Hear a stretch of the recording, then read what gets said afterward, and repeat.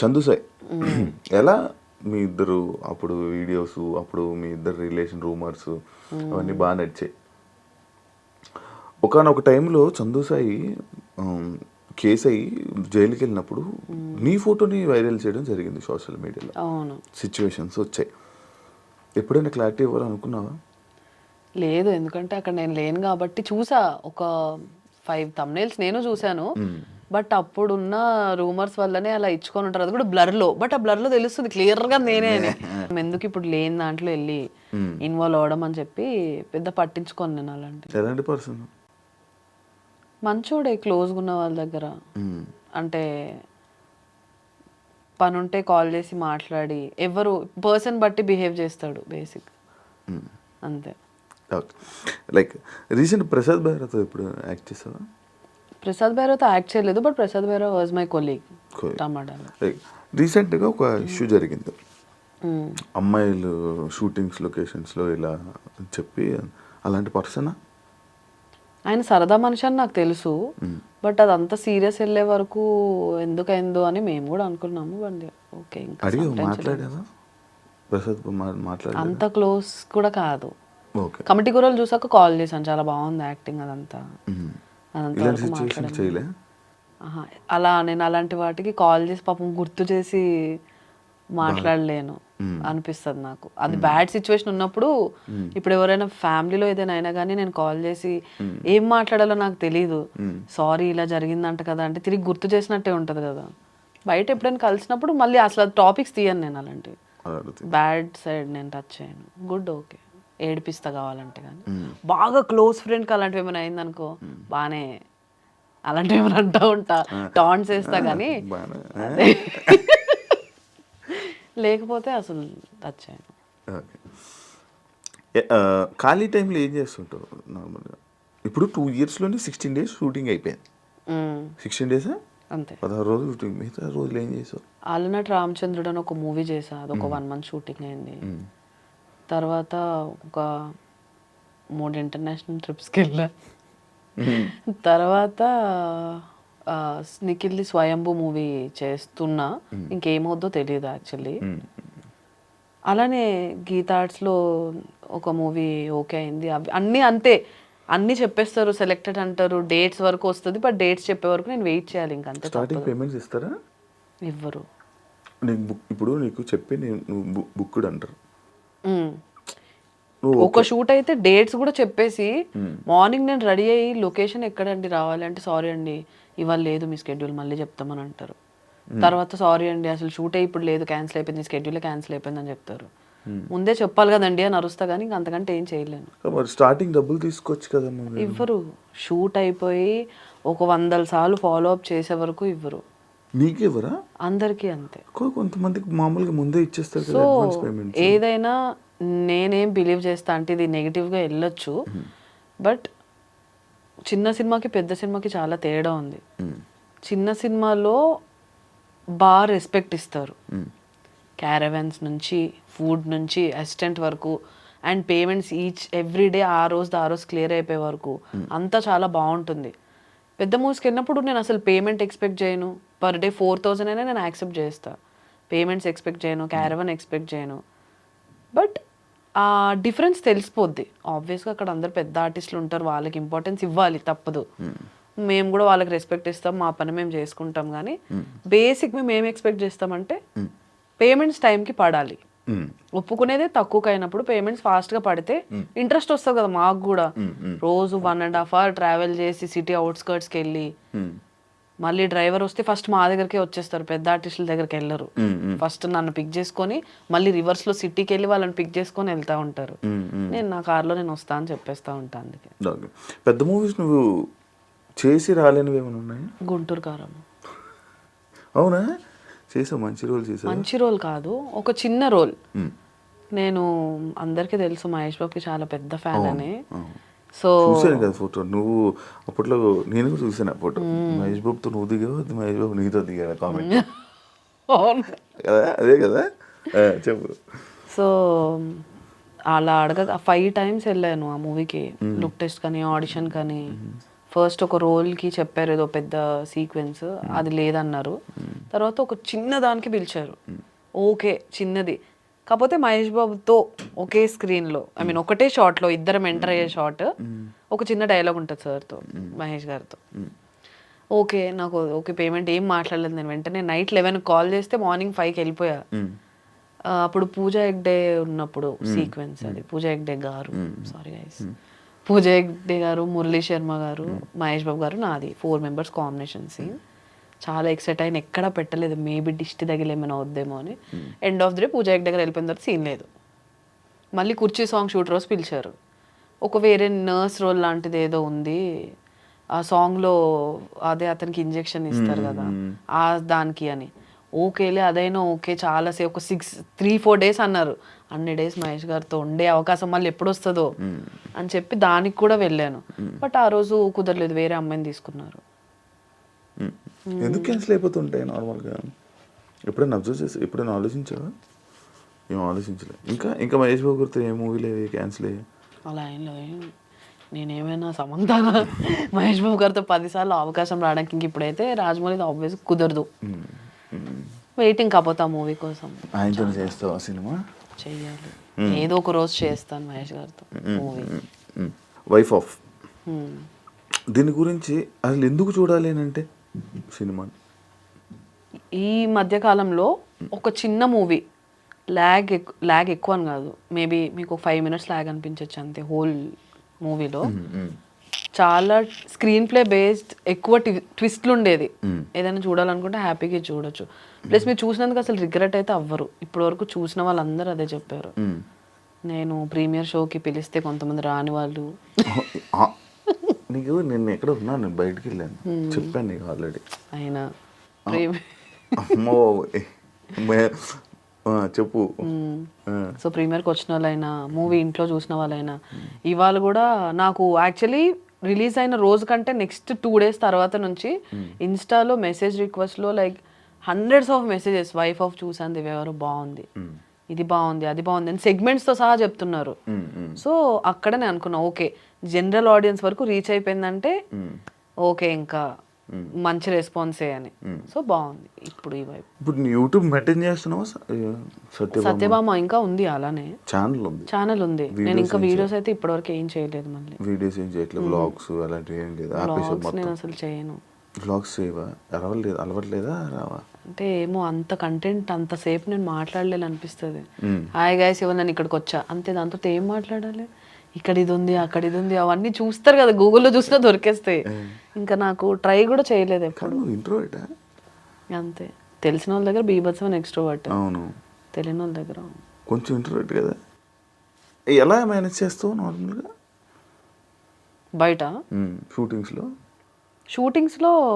First 2 days అసలు మామూలుగా, ఇప్పుడు వేరే మూవీ షూట్స్కి వెళ్ళినప్పుడు అసలు నేను ఒక్క మాట కూడా మాట్లాడను.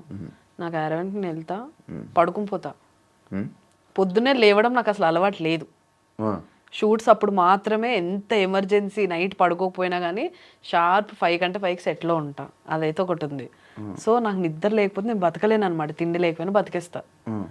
షూట్కి వెళ్ళగానే మేకప్ వేసుకొని ఫస్ట్ పడుకుని పోతా. ఎప్పుడో పిలుస్తారు. మూవీ షూట్ అంటే ఏదో ఒక్కటే సీన్ ఉంటుంది కదా, ఆ పిలిచే వరకు హ్యాపీగా పడుకుంటా.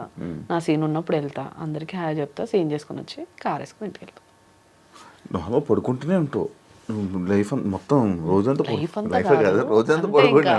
అలా యుఎస్ ఫ్రెండ్స్ కాల్ చేసుకుంటూ ఉంటా. ఎవరు వాళ్ళ ఇద్దరు కపుల్స్ ఉంటారు, వాళ్ళిద్దరు మన నందు వాళ్ళు కాదు నందు ఫ్రెండ్సే కదా. వాళ్ళు నిజంగా బయట కూడా అలాగే కొట్టుకుంటారా? నిజంగా అంతే క్యూట్ ఉంటారు వాళ్ళు. మొన్నే దగ్గర నుంచి చూసాం. సో వాళ్ళు నిజంగా అంతే క్యూట్.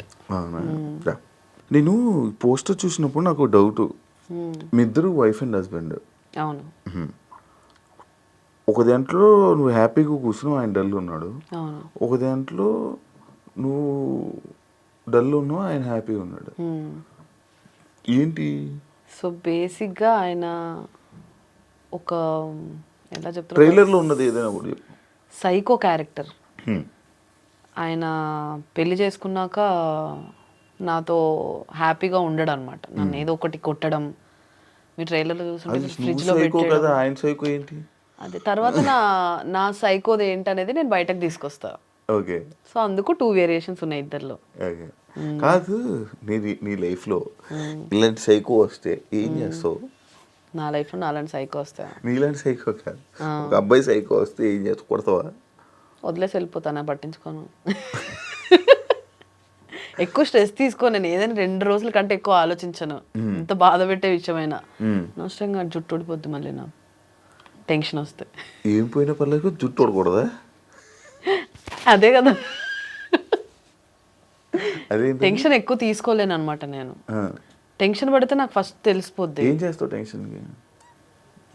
రెమెడీ. సో నాకు ఒక బ్యాడ్ హ్యాబిట్ ఉందన్నమాట. టెన్షన్ ఇప్పుడు డ్రైవ్ చేసినప్పుడైనా, ఎక్కడైనా ఎవరైనా ఫోన్ చేసి లేట్ వెళ్తున్నా, ఏదో ఒకటి అలా మూవీ చూస్తున్నా సరే తెలియకుండా లోపల స్కిన్ తినేస్తూ ఉంటాయి ఇలా. లోపల స్కిన్ తింటావా? ఇదేంటిది? అది నేను తింటున్నట్టు కూడా నాకు తెలీదు. ఇలా ఇలా ఇప్పుడు ఇంటర్వ్యూ స్టార్ట్ కాకముందు కూడా ఉన్నా కదా, అది టెన్షన్ అనమాట. శివ ఎలాంటి క్వశ్చన్స్ అడుగుతాడు అది ఉంది. సో టెన్షన్ వస్తే బేసిక్గా చేస్తా. డెంటిస్ట్ దగ్గరికి వెళ్ళినప్పుడు వాళ్ళు చెప్పారు ఇదంతా ఒక యాంగ్జైటీ ఇది అని. యూట్యూబ్లో కొంచెం రీసెర్చ్ చేసా, చాలా ఆపుకుంటా, చూయింగమ్ స్టార్ట్ చేసా కానీ అది బ్యాడే అని. అలా ఒక పీరియడ్లో ఉంటుంది అది అలా కంటిన్యూస్. ఈరోజు తినేస్తే నెక్స్ట్ డేకి ఇదంతా మండుతూ ఉంటాయి, కారం తిన్నప్పుడు లోపల. కొరికేసుకుంటావు? ఎంతవరకు కొరుకుంటావు? పింక్ అయిపోతాయి లోపల అంతా, తెలియకుండా అలా. అది ఇది ఫస్ట్ టైం తెలిసా విన్నా. ఇది నేను గోర్లు తింటారా? గోర్లు, అవును గోర్లు నాకు ఈ స్కిన్ సైడ్ స్కిన్స్ తినేస్తారు. నాకు తెలియదు.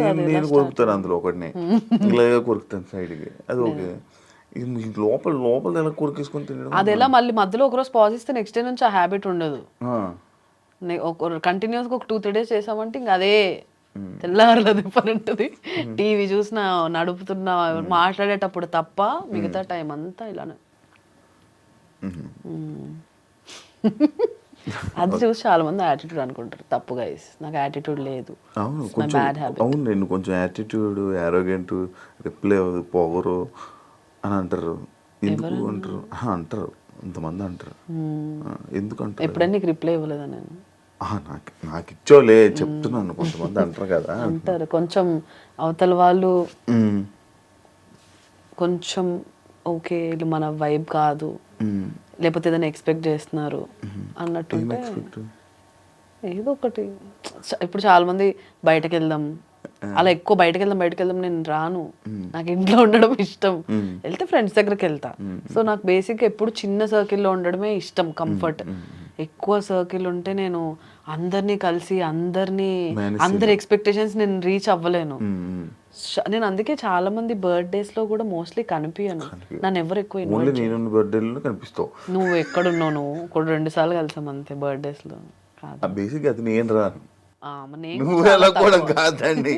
మహబూబ్, శ్వేత, ఈ మన సర్కిల్ ఓకే కనిపిస్తా. సో అలా కొంచెం అందరినీ. కమిట్మెంట్ ప్రాబ్లమ్స్ ఏమైనా ఇబ్బంది అయ్యిందా నీకు ఇండస్ట్రీలో? స్టార్టింగే ఏమని? ఊరికే ఒక ఆడిషన్ అంతా అయిపోయింది, ఓకే అంటారు. తర్వాత వాళ్ళ పిఏలు వాళ్ళు వాట్సాప్ కాల్, నార్మల్ కాల్ చేయరు, వాట్సాప్ కాల్ చేసి ఇలా కమిట్మెంట్ ఎక్స్పెక్ట్ చేస్తున్నారు, మీకు ఓకే అయితే చెప్పండి. లేదండి నేను అలా చేయను, చిన్న రోల్ అయినా పర్లేదు, డబ్బులు తక్కువ ఇచ్చినా పర్లేదు, కమిట్మెంట్తో అయితే నేను చేయనండి అని చెప్పేసి బ్లాక్. జరిగే అవుతాయా సిరీస్లోనే? యూట్యూబ్ అంత లేదు. యూట్యూబ్ అంటే నాదే కదా, ఇప్పుడు నా యూట్యూబ్ నాది, నేను హ్యాండిల్ చేసేది, నేనే ఆర్టిస్టులను తీసుకునేదాన్ని స్టార్టింగ్లో. యూట్యూబ్ స్టార్టింగ్ లో ఉంటాయి కదా. అప్పట్లో యూట్యూబ్ కి ఒక అమ్మాయి దొరకడమే చాలా గగనం. అప్పట్లో అసలు ఆర్టిస్ట్ లేరు యూట్యూబ్ కి ఎస్పెషల్లీ. సో అలాంటప్పుడు దొరికిందే ప్రసాదం. ఎవరు కొంచెం ఓకే ఈ క్యారెక్టర్ పుల్ చేయగలరు అనిపిస్తే వాళ్ళని తీసేసుకొని పెట్టేసుకునేవాళ్ళు, ఇన్ హౌస్ తీసేసుకునేవాళ్ళు. ఇప్పుడు ఫ్రీలాన్సింగ్ అంతా అందరూ బిజీగా ఉన్నారు కాబట్టి ఫ్రీలాన్సింగ్ త్రూ చేసుకుంటున్నారు. ఈ వైఫ్ ఆఫ్ గురించి ఏం చెప్పాలనుకుంటున్నావు? రెడ్ మార్కులు ఇచ్చారు, క్రైమా? నేను యాక్చువల్ చూడలేదు, చూస్తా. సో రెడ్ అంటే కొంచెం బ్లడ్ షెడ్ ఉంటుంది, కాకపోతే అది చేస్తున్నప్పుడు జనాలకి ఓకే చంపు కావాల్సిందే ఇది అన్నట్టు ఉంటుంది నాకు కింద నేను వస్తున్నప్పుడు నువ్వు వస్తున్నప్పుడు ఒక ఆయన పెద్ద ఆయనలే బాగానే ఉంటుంది ఒక ఆయన, ఈమె వైఫ్ ఆఫ్ లో అందరిని చంపుకొని వెళ్ళిపోతుంది ఆమెనా అని అన్నారు కింద ఇందాక. ఆమెనే అని అన్నాను నేను. ఏంటి చంపుకొని వెళ్ళిపోవడం అన్నీ? మూవీ చూస్తా అన్నావు కదా. అవును సర్లే చెప్పే కదా నాలో అదొక సైకో. బట్ దాని అన్నిటికీ ఒక రీజన్స్ ఉంటాయి. అదేంటనేది మూవీ చూస్తే అందరూ ఓకే ఇలా చేయడానికి, అమ్మాయి ఇలా చేయడానికి ఇదా రీజన్ అనేది ఒకటి క్రియేట్ అవుతుంది. అన్నిటికీ ఆన్సర్స్ ఎండ్లో ఉంటాయి. సో అదే వైఫ్ ఆఫ్ ఎందుకు చూడాలంటే, ఒక లో బడ్జెట్ పెద్ద ప్యాడింగ్ ఆర్టిస్ట్ లేకుండా అందరూ ఆల్మోస్ట్ న్యూ కమర్స్తోనే రాత్రి పగలు కష్టపడి చేసి ఇంతవరకు తీసుకొచ్చాం కాబట్టి, అండ్ స్టోరీ మెయిన్గా కంటెంట్ ఉంది, ఇవన్నీ పక్కన పెడితే కంటెంట్ ఉంది కాబట్టి తప్పకుండా చూడాల్సిన సినిమా వైఫ్ ఆఫ్. చూడండి, ఈటీవీ విన్లో స్ట్రీమ్ అవుతుంది గైస్. Okay, thank you. అందరూ చూస్తారు అండ్ ఆల్ ది బెస్ట్. ఇంకా చాలా మాట్లాడాలి, టైం వచ్చినప్పుడు మళ్ళీ మాట్లాడతాను దాని గురించి. నేను కూడా వెయిటింగ్, చూద్దాం. ఇప్పుడు కొంచెం కొంచెం అలాగే వెళ్ళిపోయింది, ఇంకా పూర్తిగా నేను మాట్లాడాలనుకుంటున్నాను, మళ్ళీ టైం వస్తుంది అని అనుకుంటున్నాను. అండ్ ఆల్ ది బెస్ట్ నీ వైఫ్. అండ్ ఇంకా మంచి ప్రాజెక్ట్స్తో మళ్ళీ మా ముందుకు వచ్చి జనాలందరినీ ఎంటర్టైన్ చేస్తామని మనస్ఫూర్తిగా కోరుకుంటున్నాను. అండ్ ఆల్ ది బెస్ట్ మీ లైఫ్కి. ఆల్ ది బెస్ట్ నీకు కూడా. Thank you so much.